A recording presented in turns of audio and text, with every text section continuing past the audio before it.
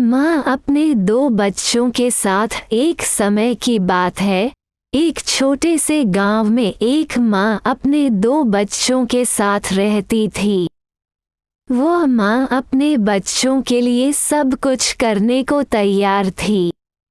वह बहुत मेहनती थी और अपने बच्चों की पढ़ाई, सेवा और सुरक्षा का ध्यान रखती थी। वह माँ अपने बच्चों के लिए एक सच्ची रक्षक और मार्गदर्शक थी। एक दिन गांव में भूखमरी की समस्या बढ़ गई और उस गरीब माँ को खाने की कमी हो गई। उसे खुद को संभालने के लिए अपने बच्चों के लिए कुछ खाने का आदान प्रदान करने में मुश्किल हो गई। फिर भी वह माँ कठिनाइयों का सामना करने के लिए तैयार थी।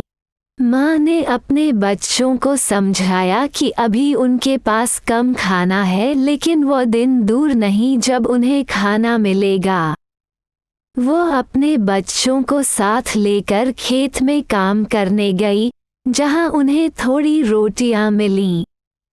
वह रोटियां अपने बच्चों को देती थी और खुद भूख से प्यासे रह जाती। समय बिताते बिताते माँ अपने बच्चों के लिए सबसे अच्छा 2.5 वक्त का खाना पकाने का प्रयास करती रही। वो जहाँ भी काम करती थी, वहाँ अपने बच्चों की देखभाल करती रहती थी।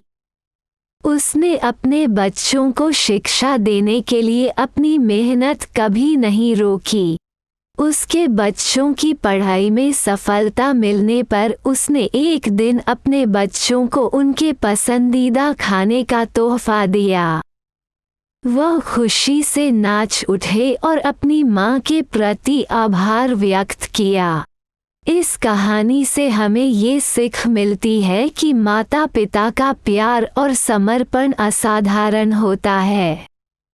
माँ की मेहनत और संघर्ष उनके बच्चों के लिए हमेशा प्रेरणा का स्रोत रहते हैं। वे अपनी संवेदनशीलता, त्याग और निस्वार्थ प्रेम के बल पर हर मुश्किल को पार कर सकते हैं।